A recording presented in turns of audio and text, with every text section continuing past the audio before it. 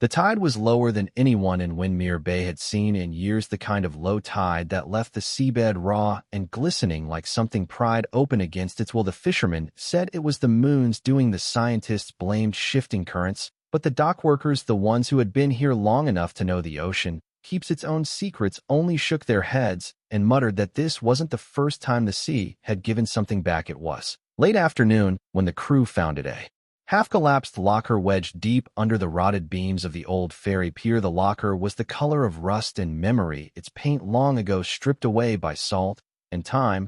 They thought it was scrap metal at first, then someone noticed the hinges. The effort to pull it out was almost ritualistic. Crowbars, gritted teeth, the screech of corroded metal giving way inside. They expected fishing gear, maybe old ropes. Instead, wrapped in a tangle of kelp and barnacles lay a blocky, waterlogged relic from another lifetime, a mobile phone from the early 1990s, its plastic casing cracked, buttons faded, antenna snapped clean in half. Even dead technology carries a kind of hum, a weight. They handled it carefully, almost reverently, and brought it to the mainland. The local sheriff's office called in a tech specialist from the city, a woman with small deft hands and a portable recovery kit. She worked in near silence, her face occasionally illuminated by the ghostly blue glow of her laptop screen. Hours passed.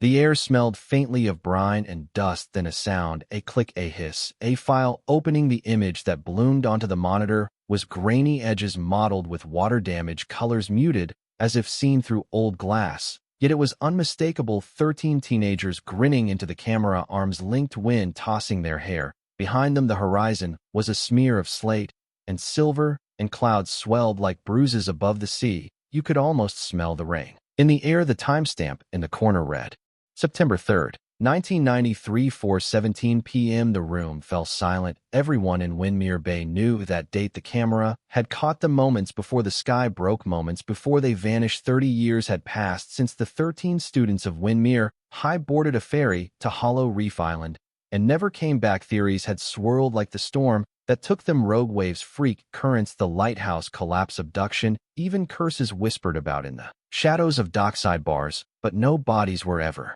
found, no belongings, no final messages, just a clean, cruel absence that settled over the town like fog. Until now, the photograph wasn't just an image, it was proof that they had been there together in those final moments, proof that they had smiled oblivious, while something vast and merciless gathered around them. The way their faces caught the light made it impossible not to imagine them breathing, laughing, shifting their weight from foot to foot as the wind ruffled their sleeves, frozen in the instant before everything changed. One girl near the center wasn't smiling. Her eyes were locked not on the camera, but on something beyond it. Somewhere over the photographer's shoulder, the faintest crease of her brow suggested recognition or fear. News of the discovery spread quickly, curling into every corner of Windmere Bay. At the diner, at the bait shop, in the shadowed back booths of the Marina Tavern, voices dropped when the photograph was mentioned. People wondered who had taken it, wondered if more images were hidden in that drowned phone, wondered in the kind of low, reluctant way that makes you check over your shoulder why the phone had been locked away instead of lost at sea. The sheriff announced that the phone and its contents would be sent to state investigators for a full forensic review,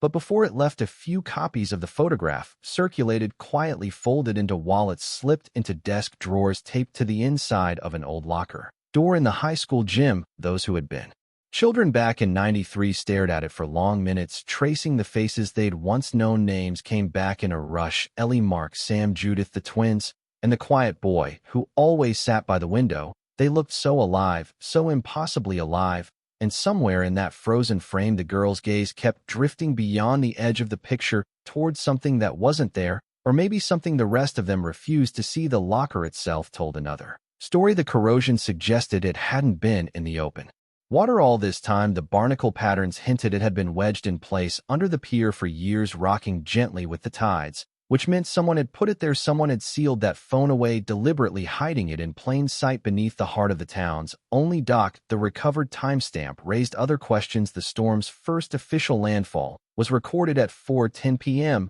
yet the students had been smiling on that pier at 4:17. How much had happened in those missing minutes? Who was holding the camera, and what happened in the seconds after the shutter clicked? The photograph had no answers, only invitations, the kind that pull at the mind when you're alone at night and hear the wind shifting in from the sea. In the years to come, the discovery of that drowned phone would be spoken of in hushed tones, the way you talk about things that feel almost holy. Some swore the picture changed when you weren't looking, that the girl's eyes shifted ever so slightly that the clouds behind them darkened over time, that the horizon bled into something unrecognizable. But that was just Windmere Bay, a town where stories rise and fall with the tide, and sometimes when the sea grows generous or careless, they come back, carrying more questions than they ever left with, and this time the questions had teeth. Windmere Bay in 1993 was the kind of place where time didn't so much pass as drift, a thin sliver of town pressed between the cliffs, and the sea. It smelled perpetually of salt, diesel, and the faint sweetness of drying kelp. The fishing boats came in at dawn with their decks slick and shining. The gulls circled overhead in lazy spirals. The shopkeepers swept sand from their doorways, as if it were a natural part of the day's chores. There was a rhythm to the place. Tides in, tides out. Kids grew up here, like stubborn beach grass, rooted deep, bending to the wind, but never truly breaking. The 13 students who would later become names on missing posters were woven into this rhythm as naturally as the sound of the waves against the seawall. There was Ellie, who had a laugh like breaking glass and a collection of seashells she kept in a shoebox under her bed. Mark, the tallest in the group, whose shoulders already carried the beginnings of a fisherman's build. Sam, who sketched in the margins of his notebooks shading ships with sails so dark they looked like they might pull you in. Judith, shy and sharp-eyed, who read ghost stories aloud at sleepovers just to watch her friends squirm, and the twins Jonah and Caleb, inseparable except when they fought, their arguments as sudden and ferocious as summer squalls. Others rounded out the 13, each with their own currents of hope, restlessness, and quiet longing. On that first week of September, they were on the cusp of something intangible, too old to be called children, too young to be granted the gravity of adults. Their laughter rang out over the boardwalk, free and unself-conscious, carrying far into the gray horizon. Their teacher, Ms. Evelyn Cray, was not a native of Windmere Bay, though she had lived there long enough to be considered one of its own. She was tall, with hair the color of wet sand, and spoke in a way that made people lean in to listen. Her students adored her not because she was lenient, but because she treated them like they were already capable of more than the town expected. There was something in her eyes, though, when she looked at the sea, a stillness, almost like calculation, as if she were always listening for a sound no one else could hear. When she announced a class field trip to Hollow Reef Island, it was met with the kind of excitement reserved for anything that meant leaving school behind for the day. The island was a small nature reserve 2 miles off the coast, reachable only by ferry. It had walking trails, tide pools, and a decommissioned lighthouse that loomed over the cliff edge like a watchman who had long since stopped caring. It was also the subject of every local legend worth repeating, from shipwreck ghosts to hidden treasure to the reef bell, a phantom toll said to echo across the water before storms. The morning of September 3rd began like any other. The sun rose pale and thin behind a veil of cloud. The air was damp but warm, and the gulls were noisier than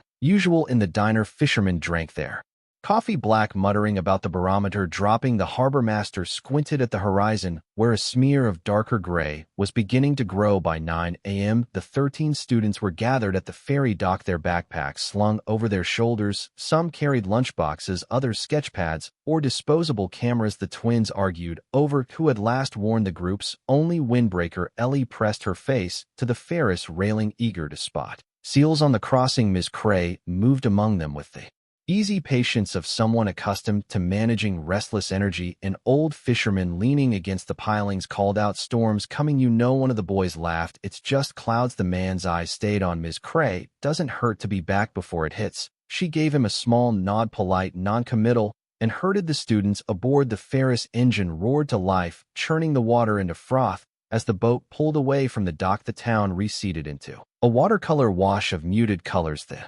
reds and blues of the storefront awnings, the sun-bleached white of the church steeple, the rust-orange roofs leaning toward each other, as if sharing secrets. The crossing was only 20 minutes, but in that time the clouds seemed to multiply, thickening and knotting together like something alive. The wind shifted, carrying a faint metallic tang, the kind you taste when pressing a coin to your tongue. Seabirds, which had been plentiful when they left the harbor, vanished inland in erratic bursts. The students didn't notice. They leaned over the rails, tossing bits of bread into the churning wake, laughing when silver shapes darted up from below to snatch the crumbs. Judith stood apart, sketching the outline of the lighthouse that was growing taller with each minute. She shaded the top of the tower darker than it should have been, as though already cloaked in shadow. Miss Cray stood near the captain, her gaze fixed not on the island, but on the waters surrounding it. Her lips moved slightly, but whether in thought or in words no one could say. Hollow Reef Island greeted them with a long wooden pier that creaked under their weight. Beyond it the land rose sharply into grassy cliffs and wind-bent pines. The lighthouse stood at the highest point, its paint-peeling windows shuttered, and its lantern room empty. It had been that way for decades, yet it still seemed to watch them. The students scattered quickly, some to explore the tide pools, others to chase each other along the beach. The air was thick with the smell of wet stone and salt. Somewhere in the distance the sound of waves against rock deepened, a low percussion that made the ground feel unsteady. The sky had dimmed by degrees, though no rain had yet fallen. The clouds were moving in faster now, and the light took on that strange greenish cast that makes you feel as if you've stepped into another world. On the pier the old fisherman's warning seemed to linger unheard by the ones it might have saved.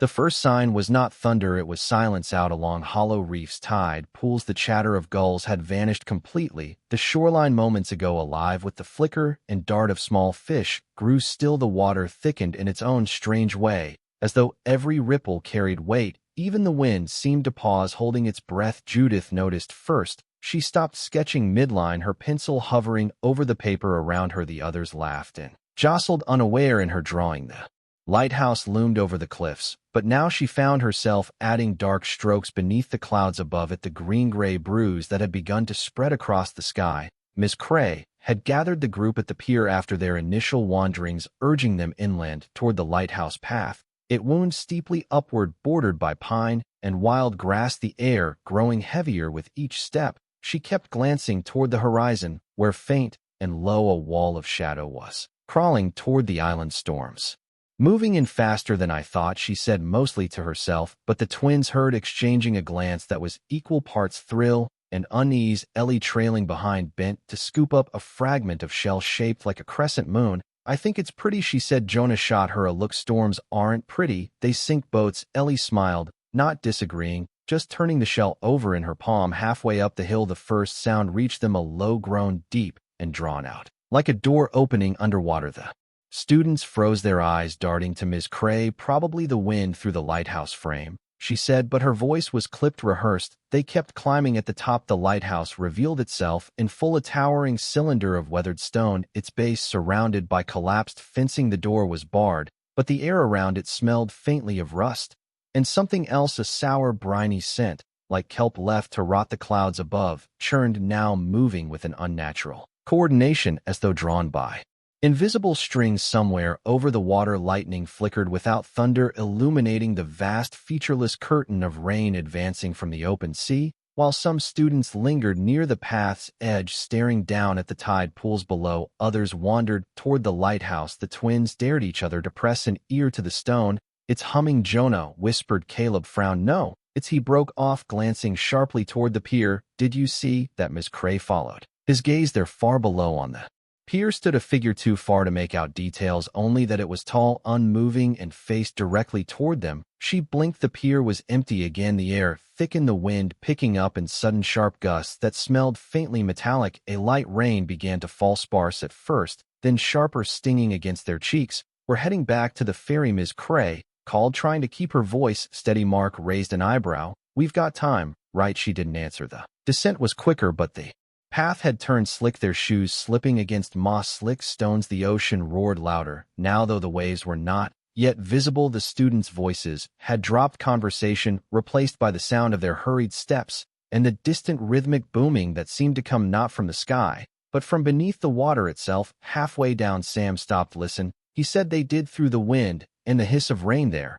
It was faint at first, then clearer, a sound like bells, not bright and high, like a church tower, but deep, resonant, as though rung from far underwater. The tones seemed to swell and fade, their intervals uneven, almost human in their hesitation. Judith's grip tightened on her sketchbook. That's the reef bell, she murmured, and the way she said it made the others shiver. Every kid in Windmere Bay had heard the story, a phantom bell tolling before storms, said to be the last sound sailors heard before vanishing. Just the buoys, Mark said. But his voice lacked conviction. The first flash of lightning split the horizon into a jagged white vein against the dark. The thunder that followed rolled low and long as if from miles away. The ferry bobbed at the dock below, tugging at its ropes as the wind tore at its canopy. Then the rain came hard in sheets, so thick it blurred the path. Ahead, Ms. Cray gripped the nearest student's shoulders, hurting them forward, but just as they rounded the last bend before the pier, Ellie stopped dead in her tracks. There were people on the pier 13.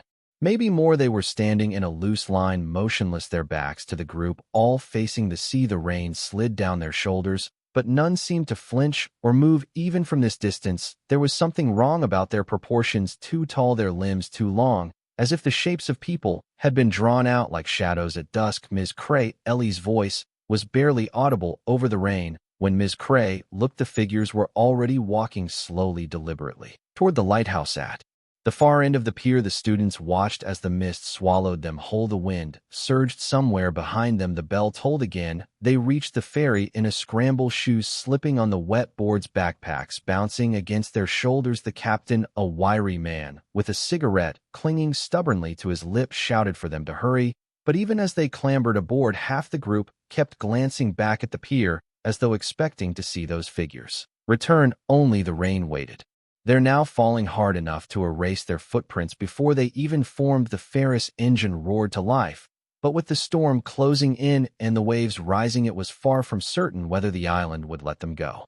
The ferry lurched hard to port before they were even clear of the dock. The captain swore under his breath, spinning the wheel, but the sea was already rising in great swelling shoulders that shoved against the hull. Like living things, rain slashed sideways across the deck, soaking the students in seconds. Their voices rose, laughter from some, nervous cries from others, all swallowed by the howl of the wind. Ms. Cray moved down the row of benches, her hand steadying each shoulder she passed. Stay together, hold on. Her voice was calm, but her eyes kept darting toward the pier. The pier was not empty. Through the wall of rain, shadows still moved, slow, deliberate shapes, pacing toward the end where the lighthouse loomed. The same figures Ellie had seen minutes earlier. The mist around them seemed denser, as if it followed them like a tide of its own. The first wave slammed into the ferry broadside. Jonah stumbled, nearly going over, before Caleb caught his jacket. Judith's sketchbook tore from her grasp and spun into the sea like a wounded bird. Sam's disposable camera clattered across the deck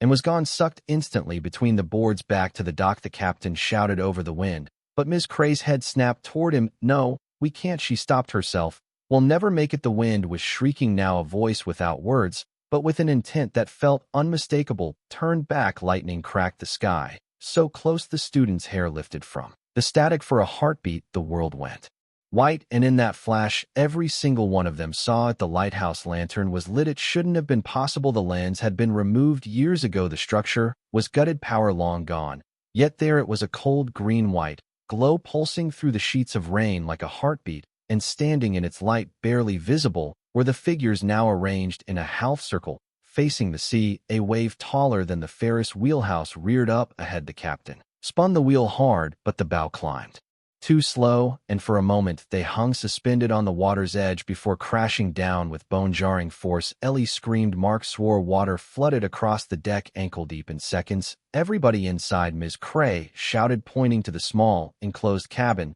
but the moment she turned her back, 3 students, the twins, and Sam bolted toward the open, stern eyes fixed on the pier. We saw someone, Caleb yelled, his voice raw against the wind. No one's out there. Ms. Cray reached for them, but the ferry bucked again, sending her sprawling into the railing. When she looked up, the boys were already gone. The others pressed against the cabin walls, their breath fogging the glass outside. The pier wavered in and out of sight through the sheets of rain. For a fleeting second, a shape appeared at the far end, small, hunched arms outstretched, as if calling to them. Then lightning struck somewhere offshore, the afterimage searing itself into their vision. 13 figures in a perfect circle, backs bent as if listening to the ground. The bell tolled again. This time it was so close it seemed to vibrate in their teeth. A decision was made without words. The Ferris bow turned sharply back toward the dock. The captain fought the current, the engine groaning in protest. Each swell threatened to smash them sideways, but the green-white glow from the lighthouse burned through the fog like a lure. As they neared the pier, the wind dropped suddenly, not in a fade,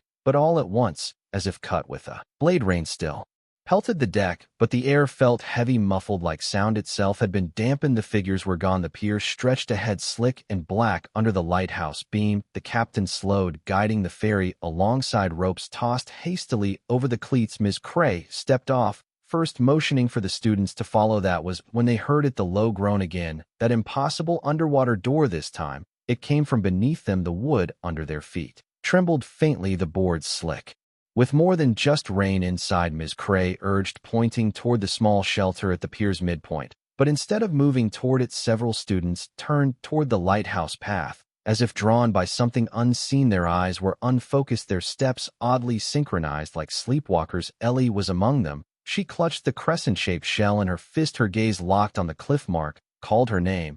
But she didn't turn. Judith, too, began to move that way, her face expressionless. One by one, the 13 students, as if answering a silent call, began walking toward the base of the cliff. The rain pooled around their ankles. The bell tolled again, closer, now, so close it felt like it came from the marrow of the island itself. Ms. Cray lunged forward, grabbing Judith by the wrist. "Don't!" Judith blinked, as if waking from a dream, but her voice was distant. When she said, "They're waiting," the captain's voice rang out from the ferry. "We've got to leave now." But Miss Cray didn't move. Her eyes were on the cliff, where faint green light seeped from cracks in the rock. It pulsed in time with the lighthouse glow, like some vast hidden heart. The students reached the path. The first began to climb. Ms. Cray took a step toward them, but another wave slammed against the pier, sending spray high over their heads. When she regained her footing, the last of them had vanished into the fog. Lightning again, and in that moment the lighthouse beam flared so bright it erased everything: the cliff, the path, the figures. When the light dimmed, the island was empty. The storm returned in full force, as if angered by their hesitation. The wind screamed, the rain burned against their skin, and the captain shouted for the last time. Miss Cray turned toward the ferry, her face unreadable. She climbed aboard without looking back. By the time they reached the mainland, the storm had already begun to ease, but the pier on Hollow Reef was bare, the lighthouse dark, and the 13 students were gone. The only sound that followed them back across the water was the echo of the bell, fading but not gone. By dawn, the storm was gone, not faded, gone, as if it had been cut from the world overnight, leaving the air unnaturally still. The sea lay flat as glass, a pale silver sheet stretching to the horizon. No gulls wheeled overhead, no fishing boats rattled their engines. Even the wind seemed to have been erased. The rescue teams arrived in the kind of quiet usually reserved for funerals. Coast Guard cutters nosed into the harbor, their hulls leaving long, slow ripples. Divers in black wetsuits leaned against the rails, their masks catching the morning light. On the pier, the sheriff stood with his hands in his pockets, his jaw working wordlessly. As Ms. Cray recounted the night, she did not tell them everything. Her account was clean, factual: the storm, the waves, the scramble back to the island, the moment the students broke away toward the lighthouse. But she did not speak of the figures in the rain. She did not speak of the bell or the light inside the cliff. Some things she seemed to know would only be met with silence. The search began at once. The island was combed from the tide pools to the pine stands above the cliffs. Teams moved in precise grids, radios crackling. The lighthouse, though still boarded shut,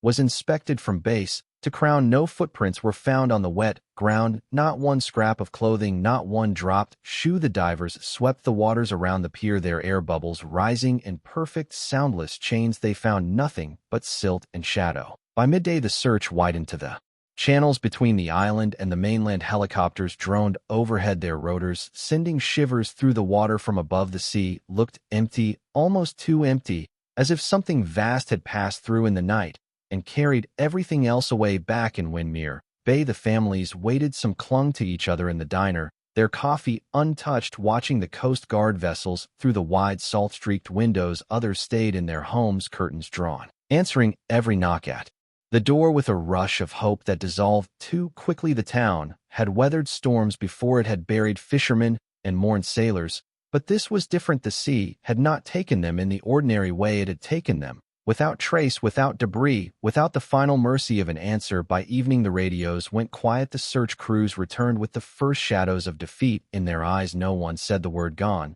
but it hovered in the air, unspoken, tasting of salt. That night, Windmere Bay was as still as the island had been. The harbor lamps burned over empty docks. The water reflected them, perfectly unbroken by tide or fish. It was in that stillness that the first whispers began. A bartender swore He saw shapes moving at the edge of the fog, just beyond the seawall, tall, thin silhouettes that vanished when he leaned closer to the glass. A woman walking her dog claimed to hear laughter drifting from the pier, high and light like children, playing just out of sight. At first these were brushed off as nerves, the mind playing tricks in grief's shadow. But as the days stretched into weeks, the stories multiplied. Some said they heard the bell again, faint and far away, on nights when the fog pressed low against the water. The sheriff's office kept the investigation open. Flyers went up, the 13 students' faces printed in neat rows, their smiles preserved in ink. A reward was posted, then doubled, though everyone knew there was no one left to pay for information. The town school left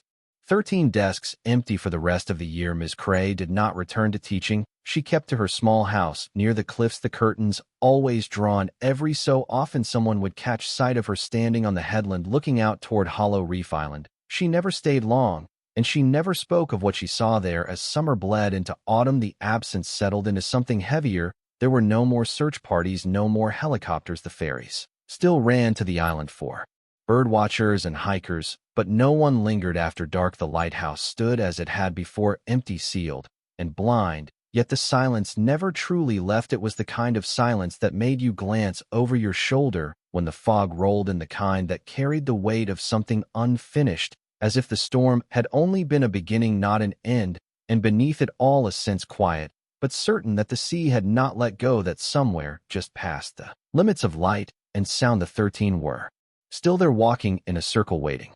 Years pass quickly in most places, not here in Windermere Bay. Time moves like tidewater, steady, repetitive, erasing and returning the same edges until they are worn smooth. But the disappearance of the 13 carved a wound the sea could not smooth over. It sat beneath every season, an undercurrent you could feel if you stood still long enough. By 1995 the flyers were gone from the shop windows, but their absence was louder than their presence had been. The high school had a new graduating class, but in the yearbook, 13 blank spaces were left where the missing should have been. On the last page, a small dedication read, "Still waiting for you." Some families moved away, too many nights staring out at Hollow Reef, too many dreams of children calling through fog. Others stayed, not because they believed the 13 would return, but because leaving felt like a betrayal. Those who stayed developed rituals. On September 3rd of each year, they gathered at the pier with lanterns, setting them adrift in the bay. 13 lights for 13 names. It was said that in some years not all the lanterns drifted toward the horizon. Some floated back toward the shore, spinning lazily in circles as though caught in an invisible current. Children growing up after 1993 learned the story the way other kids learn nursery rhymes. They knew the names, the year, the shape of the lighthouse on the cliff. Parents told them not to play near the seawall at night,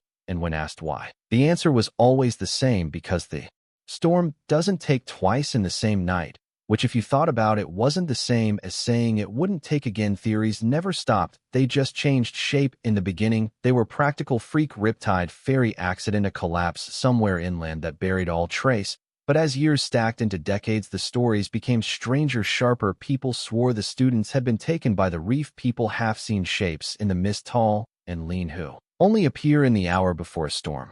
Old timers spoke of the bell, insisting it wasn't a sound at all, but a call, a command that only certain ears could hear. They said the 13 had not been taken against their will, that whatever they'd heard that night, they had followed it willingly. Most dismissed it as superstition, but everyone agreed on one thing: no one should be on Hollow Reef after dusk. Tourists came and went, drawn by the town's haunted reputation. A local cafe painted the lighthouse on its menu. The souvenir shop sold reef bell keychains and t-shirts with the 13 names printed on the back. Some residents hated it, calling it exploitation. Others said it was the only way the outside world would remember. But the lighthouse itself remained untouched. The town council refused every proposal to restore it, citing safety concerns. The pier leading toward it rotted year by year, the boards slick with algae. Even the gulls avoided perching there. From a distance, it still looked watchful, a single blind eye staring out across the bay. And then there were the sightings. Most came from those who had been drinking or teenagers daring each other to sneak out after dark. Still enough came from sober, reliable people that they couldn't be ignored. Entirely shapes seen moving in the lighthouse balcony, though the building was sealed shut. Lantern lights drifting along the cliffs in weather too rough for hiking. Footprints found on the pier in the morning, too large for children, too small for fishermen's boots. One story clung stubbornly To the town's collective memory, in 2007, a kayaker claimed he was caught in a sudden fog bank a half-mile off Hollow Reef. Through the mist, he heard voices laughing, calling to one another, the kind of casual, unself-conscious noise of a school field trip. He followed the sound until he saw them, a group of teenagers, their clothes dated but dry, standing ankle-deep in the water. When he blinked, they were gone. The sheriff at the time said it was fatigue and disorientation. The kayaker had never paddled near Hollow Reef again. Windmere Bay kept living, but always with one ear turned toward the water. Birthdays were celebrated, boats repaired, nets cast out in the early morning chill. But every September the air seemed heavier, and sometimes on still nights the town would wake to find the tide had gone lower than usual, leaving behind things the sea had no right to keep. By the late 2010s, most of the original families had aged or passed on. The younger generation inherited the story without the same raw grief, but with the same uneasy reverence. They spoke of the 13 like a weather pattern, something you couldn't stop, only prepare for. It was during those years that Ms. Evelyn Cray was seen less and less. She stopped attending the lantern vigils. She stopped shopping in town, having groceries delivered instead. But on certain fog-heavy mornings, someone would spot her car parked near the seawall. The driver's side window rolled down, her face turned toward Hollow Reef. If asked what she was looking for, she'd only say change in the air. And so it was for 30 years, a steady pull between forgetting and remembering, grief and myth, until the summer when the tide went lower than anyone could remember, lower than in '93, lower than in living memory. And from the black muck beneath the pier, a corroded locker was found wedged between the pilings. Inside, a drowned phone old enough to have belonged to any of them, and within it a single photograph that stopped Windmere Bay's heart. 13 students, 13 smiles, storm clouds swelling behind them, taken at 4:17 p.m. on the day the sea decided to keep them. The summer of the discovery began like any other in Windmere Bay, quietly, without ceremony. The fog rolled in, slow, clinging low over the water in the mornings, peeling back by noon to reveal the lazy glitter of the harbor. The tourists came for the chowder, and the antique shops for the photo of the lighthouse. They swore they'd never go near. It was August when the tide fell to its lowest point in living memory. Not just low, wrong. The water seemed to have drained too far, retreating into itself, exposing black, glistening flats beneath the pier that hadn't been seen in decades. The smell was sharp and metallic, different from the usual briny rot of low tide. That's when the restoration crew found it. The old ferry pier had been closed for years, cordoned off with rusting chains and a faded warning sign that flapped in the wind. But now the town council had finally approved its dismantling. The crew came with crowbars, power tools, and the unhurried confidence of people used to dismantling history. Plank by plank, one of the workers spotted at first a dull barnacle-crusted shape wedged deep between two support beams. At first glance, it looked like nothing more than scrap metal, but when they hauled it up, dripping black muck and tiny crabs, it revealed itself to be an old metal locker. Its hinges were orange with rust, its paint long since scoured away. The lock had fused shut, and it took 3 men with crowbars to pry it open. Inside was only one thing: a mobile phone, blocky, cracked antenna bit, its casing mottled with a pale green growth from decades underwater. The foreman, unsure whether it had value, sent it to the sheriff's office. The sheriff in turn sent it to the county forensics lab in Portland. The woman who worked on it, a forensic tech named Dr. Liza Quill, had a reputation for recovering the impossible. She dismantled the casing with delicate precision, cleaned the corrosion, and removed the fragile memory chip like it was a relic. She expected nothing, a few garbled bits of data at best, but the first recovered file was an image. It flickered onto her monitor, grainy but intact enough to be unmistakable. 13 teenagers stood shoulder to shoulder, grinning into the camera. The background was a strip of pier and the storm-darkened sea. The timestamp in the corner reads 09039 3/16/17. Dr. Quill froze. Even she knew that date. She recovered more fragments, a handful of corrupted images, a few seconds of warped video. In the video, the students laughed and joked, the camera jostling in someone's hands. Then, mid-laughter, they all turned at once towards something off-camera. The lens panned shakily to reveal the pier stretching away into fog, and in that fog, shapes, tall, still shapes, standing in a loose row. The video ended abruptly and static. When the sheriff received the recovered files, he called an emergency meeting with the town council. Word spread before the meeting even ended. By morning, Windmere Bay was buzzing. The photograph was printed on the front page of the Windmere Chronicle. People clipped it out and pinned it to their refrigerators. They circled the faces they remembered, the faces they loved, And then there was the girl in the center. Her name was Ellie Morton. She wasn't smiling in the photograph. Her gaze was fixed not on the camera, but somewhere just past the shoulder of the person holding it. Her expression wasn't quite fear, but something stranger, the taut, breath-held look of recognition. That week the pier became the town's new gathering place. People leaned against the caution chains, peering down at the stripped beams where the locker had been found. Some swore the smell of metal still lingered. Others claimed to see faint scratch marks on the wood, as though something had been dragged into place beneath the waves. The sheriff said nothing publicly beyond confirming the photograph's authenticity, but behind closed doors he and Dr. Quill went over the details again and again. The timestamp was the most troubling part. According to Coast Guard records, the storm's first landfall was at 4:10 p.m. By 415, wind speeds were too high for safe docking, yet the photograph had been taken at 417,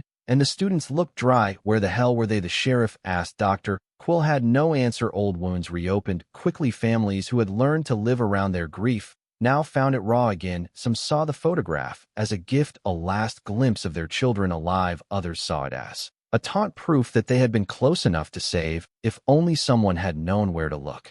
Ms. Evelyn Cray, now in her late 60s, did not appear in public after the photograph surfaced. Her blinds stayed drawn, but a week later someone walking the seawall at dusk swore they saw her standing at the edge of the pier, staring toward Hollow Reef, lips moving as if in conversation with the water. When asked later, the witness said they couldn't hear what she was saying, but they thought they caught one word before the wind took it again. The town split in two over what the discovery meant. The skeptics called it coincidence, that the phone had washed into the locker by chance, that the timestamp could be an error, but others, the ones who had grown up under the shadow of the lighthouse, believed it was a sign that the 13 were still out there, a sign that something had returned, and quietly a sign that the sea might be ready to take again.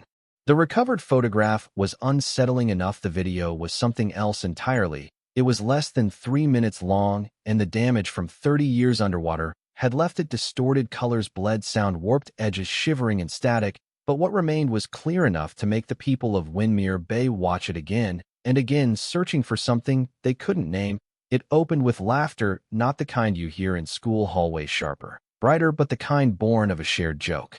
Between friends, the camera jostled wildly, pointed down toward the worn boards of the pier. Before tilting up, 13 teenagers filled the frame in pieces, a hand reaching for the lens, a face grinning too close, someone waving in the background. The sea beyond was restless, but not yet violent. Its surface the color of old pewter. A boy's voice, probably Jonah's, said, "Hold still," before the camera swung toward the lighthouse, a pale silhouette through a haze of mist. The voice that followed was Ms. Cray's. Off-screen, let's not get too close to the edge. The camera cut to a shot of Ellie standing near the railing, hair whipped by the wind. She was smiling faintly at first, until her expression shifted, her eyes fixed on something past the camera, her smile flattening into that same breath-held look captured in the still photograph. The sound changed to a faint low hum, rising under the wind, so soft it was almost imagined. Someone off-screen said, "What's that noise?" The camera jolted toward the water. At first it looked like nothing, just fog rolling in faster than it should, slipping between the pier posts and swallowing the far end of the dock.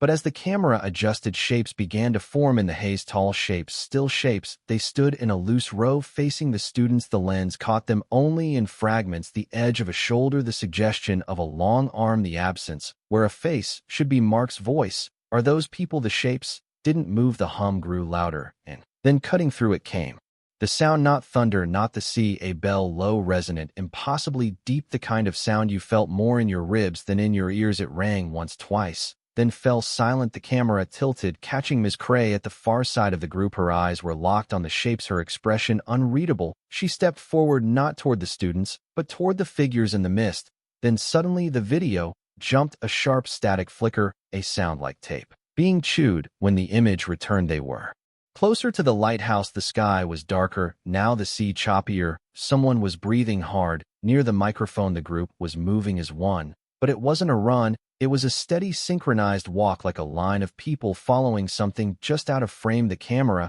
tried to pan ahead, but the lens caught only a blur of greenish light seeping from the base of the cliffs. It pulsed slowly, rhythmically, like a heartbeat. The bell tolled again, closer, now almost directly beneath them. A voice whispered, "We should go back," another voice replied. "We can't." The final 30 seconds were the most disturbing. The camera jerked upward toward the lighthouse balcony. There, in the green-white glow, stood a single figure taller than any of the students, its shoulders narrow, its arms hanging almost to its knees. It was turned away from the camera, gazing out over the sea. Lightning split the sky, illuminating the scene for a fraction of a second. In that instant, the balcony was full, not one figure, but many there.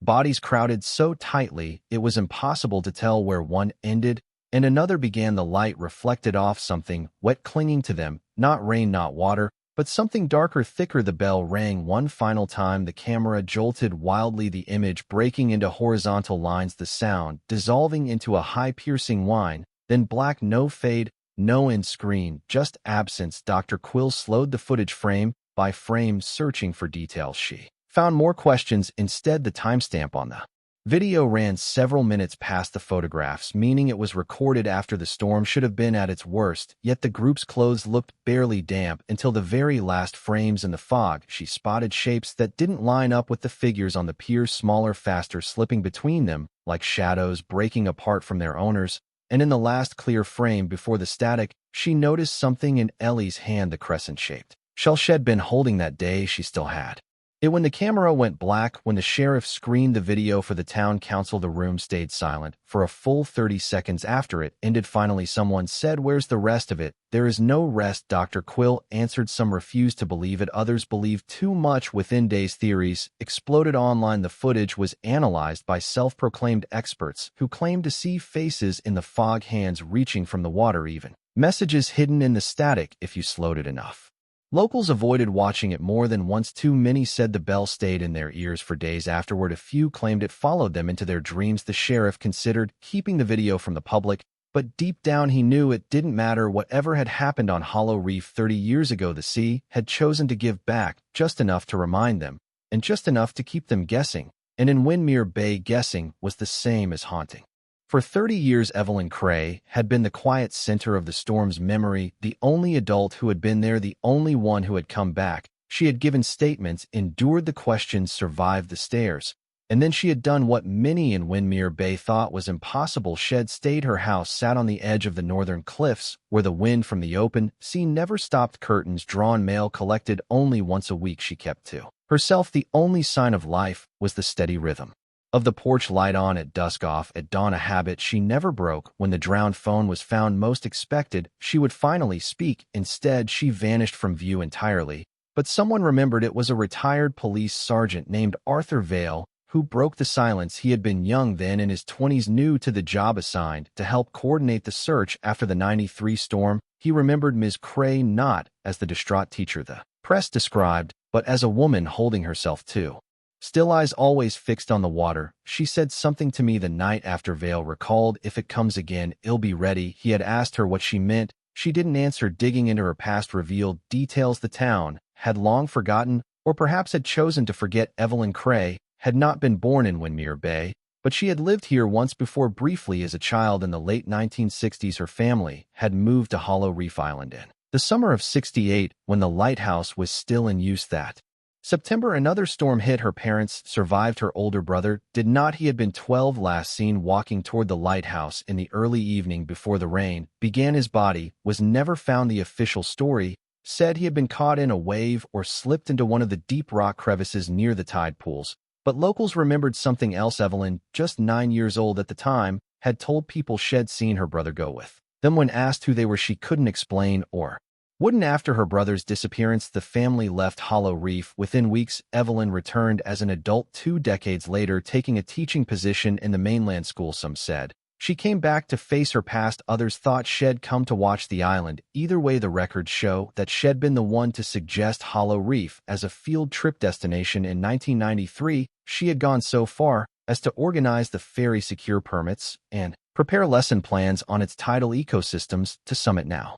looked like coincidence. To others, it looked like she'd been waiting for something to happen. A neighbor from those years, a woman named Hester Doyle, remembered a conversation with Evelyn a few weeks before the storm. They'd been walking along the seawall at dusk, the lighthouse visible as a faint shadow against the horizon. "She asked me if I'd ever heard the bell," Hester said. "I told her no." she said you will everyone does eventually at the time Hester laughed it off, but when the bell rang the night the students vanished, she didn't laugh again. When the sheriff visited Ms. Cray's home after the photograph surfaced, she opened the door just wide enough to speak through. He asked about the phone, the image, the student's final moments. I told you everything I could, she said. You told us what you wanted us to hear, he replied. There was a long pause. Finally, she asked, what did you see in the video? He hesitated. What did you see on the pier? Her eyes shifted just slightly toward the sea. The same thing I saw in 1968, she said.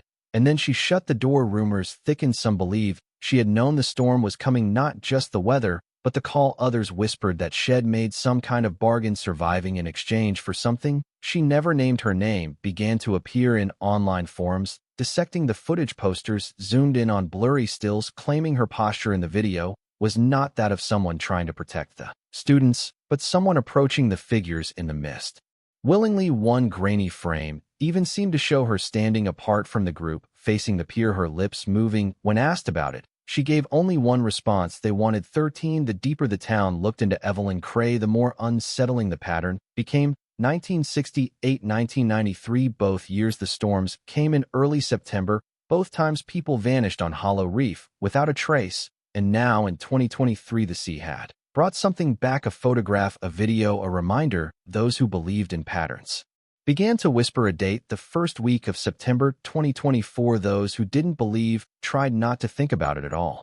In the weeks after the photograph and footage surfaced, Windermere Bay stopped being a quiet town. It became a living investigation. Theories spilled through every crack in the place, from the booths in the diner to the fisherman's docks to the glowing screens of online message boards. Everyone had an explanation, and everyone's explanation was the truth. If you asked them, the practicalists, they were the loudest in the local paper's letters section. The sea was unpredictable. They said the 1993 storm had been a freak event, an abrupt convergence of weather systems that created dangerous localized conditions. A sudden surge, a collapse of the pier, or a riptide could have swept the students away in seconds. When asked why no debris or bodies had ever been recovered, they had their answer ready. The trench, a deep underwater canyon, ran less than a mile from Hollow Reef. If you went in, you didn't come back. Simple as that. The practicalists looked at the photograph and saw nothing more than bad timing. The figures in the fog, tricks of the light, smears of static in the damaged tape. As for the bell, they insisted it was a buoy, its tone deepened by the storm.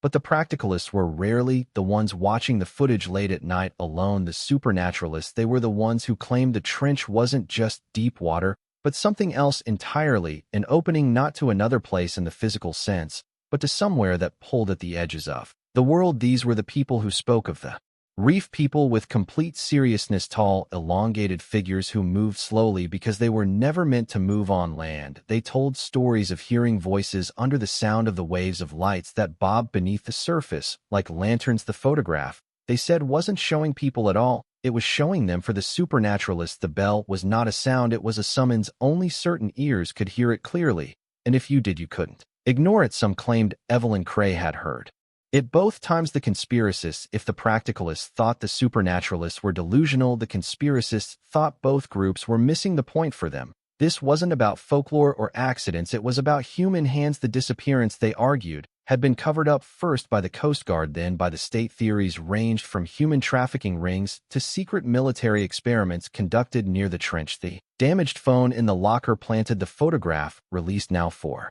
a reason. They, whoever they were, wanted the town stirred up in these circles. Ms. Cray wasn't a victim or a witness. She was an asset, someone planted in the school for a specific purpose. The fact that she had a history on Hollow Reef only fueled their conviction. The personal obsessives.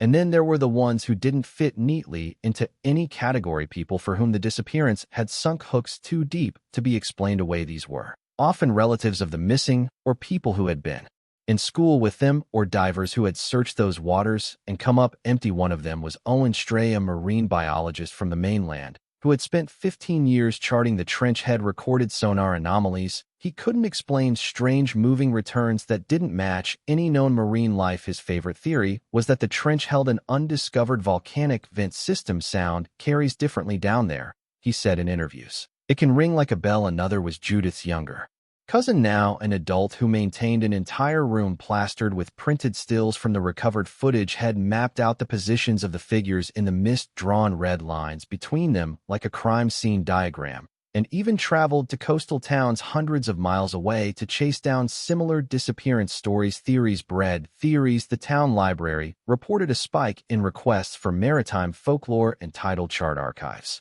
Amateur investigators rented boats to circle Hollow Reef at night, dropping hydrophones into the black water, hoping to catch a faint toll. More than one came back claiming they had the sheriff's office issued repeated statements urging people to leave the island alone, but the warnings only fed the fire. The forums swelled with newcomers, strangers from other states, even other countries, who saw the case as more than just a local tragedy. They debated endlessly over details: why the students looked dry at 4:17 p.m., why the shapes in the fog never advanced, why the light from the lighthouse had a greenish cast. Every frame was dissected, every shadow was a clue. In the middle of it all sat Evelyn Cray, silent as the sea before a storm. Some said she had moved away, others swore they saw her car at the seawall on fog-heavy nights, parked in the same place for hours. A theory began to take root, one that crossed categories, one even the practicalists couldn't dismiss outright. It went like this: the storm wasn't random, the disappearances weren't random, and the phone wasn't lost, it was given back, which begged the question no one wanted to say aloud: given back for what? His name was Elias Morey, though most in Windmere Bay just called him Eli. For 60 years he had fished these waters long enough to have skin tanned and creased like old leather, and eyes pale and unfocused from too many sunrises on the open sea. In the last year the illness in his lungs had kept him ashore, his days measured out in the hiss of oxygen and the slow fade of tide against the rocks outside his window. When the sheriff came to see him, Elias was in a chair by that window, wrapped in a wool blanket that still smelled faintly of salt. His voice was thin but sharp in a way that made you lean in, afraid to miss a word. "I never told anyone," he began, "because I knew they wouldn't believe me. But if I don't say it now, I'll die with me. Had been out the night of the storm. He shouldn't have been. Every sensible fisherman was already tied up at the dock, but had left one of his nets out near the reef the day before and didn't want to lose it. The sky had already gone wrong by the time he reached the channel. Low bruised clouds pressed down the air, heavy and electric. That's when I saw the lights," Elias said. "Thought at first it was just lightning way out on the water, but it wasn't flashing, it was steady like lanterns under the waves. They were greenish-white, moving slowly just beneath the surface in lines that shifted and reformed almost as if in step. Every so often one would flare brighter, sending streaks of light into the deep before dimming again." Elias swore he heard something with them, a deep rolling tone that didn't belong to the wind or the water. "The bell," he said simply, and his eyes went distant when he brought his boat around the island's eastern curve. The pier came into view through the curtain of rain, and there they were, the 13 students standing at the far end, their backs to him, facing the lighthouse. The storm lashed at them, but they didn't move to shield themselves. They didn't even sway with the wind. At first Elias thought they were alone. Then his eyes adjusted to the shadows between the pier posts, and he saw them, figures tall, too tall, standing on the water's surface as easily as if it were stone, their shapes wavering only slightly like reflections that didn't quite match the thing casting them. They stood in a loose arc around the pier's edge, facing inward toward the students. They weren't touching them, Elias said,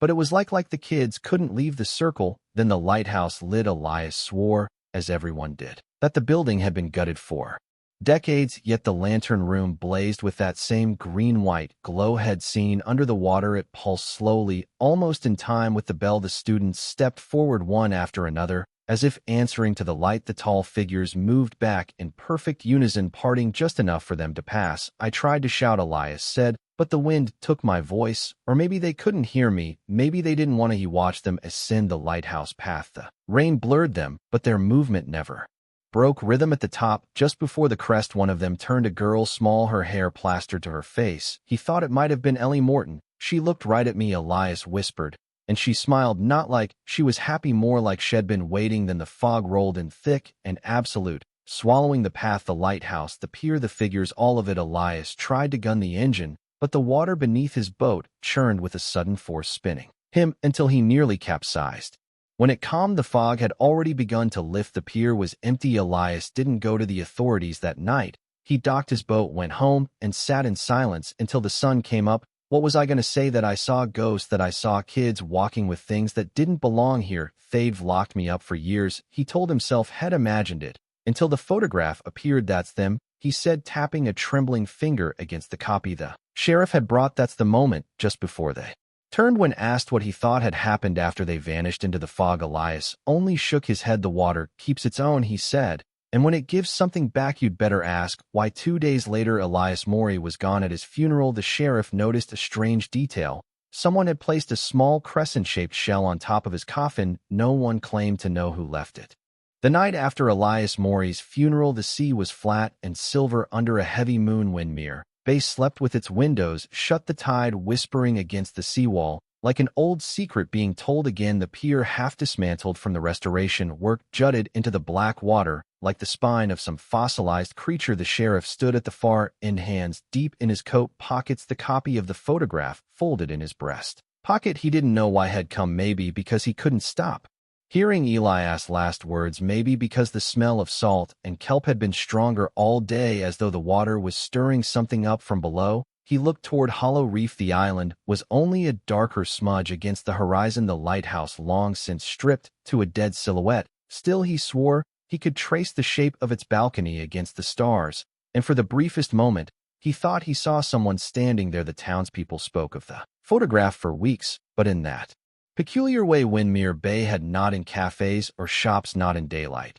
but at kitchen tables after midnight, or in low murmurs between two people leaning close at the bar. Theories still came and went, but now they carried less urgency, as if everyone was waiting for what no one could say. Ms. Evelyn Cray had still not spoken publicly, but one late September morning, a teenager walking her dog along the seawall spotted her car parked in its usual place. The driver's seat was empty, the door ajar. Her footprints, 12 of them, led toward the edge of the seawall. There were no returning prints in the weeks that followed. The weather turned. October brought hard rains, but no storms of note. The sea was calm enough for the ferries to keep running, though fewer and fewer tourists came. The locals said the water had a different weight to it now, the kind that made your boat sit lower than it should, the kind that made every rope creak just a little. Too often fishermen began reporting odd catches, nets hauled up with nothing inside but strands of seaweed braided together, or shells lashed in spirals with fine black kelp. One brought in a fish with a crescent-shaped scar along its side, the mark pale against the scales,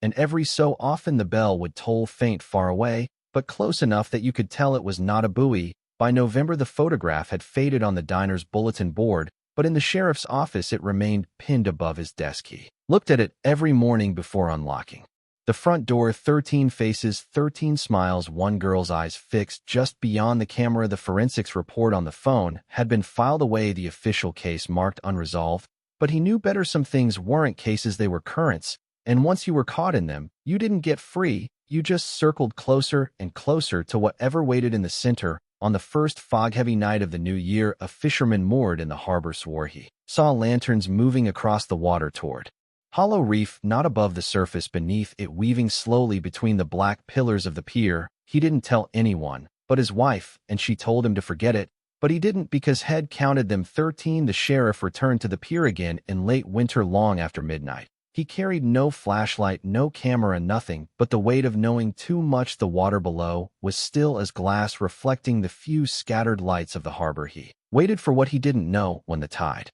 shifted, it was subtle, just a slow sucking pull, as if something vast was drawing in its breath. Out in the dark far past the island, a single flash of greenish light pulsed from beneath the surface, and with it came the sound, low, resonant, impossibly deep. The bell, it tolled once, twice, and then stopped. The sheriff felt it in his ribs and the backs of his teeth, and in that silence, after he heard something else, faint, overlapping voices, laughter, light and distant, the kind you hear on a school trip. He looked toward the island and saw, or thought he saw, shapes moving along the lighthouse balcony. They were too far to name, but he knew there were 13 of them. The next morning the pier was empty again, and the water was just water, but the sheriff knew, as every old-timer in Windmere Bay knew, that the sea never gave anything back without reason, and if it had chosen to return the photograph and the drowned phone after 30 years, it wasn't out of mercy, it was a reminder or a promise. Some storms pass, others wait, and in Windmere Bay, when the bell tolled again, they would know which kind this was.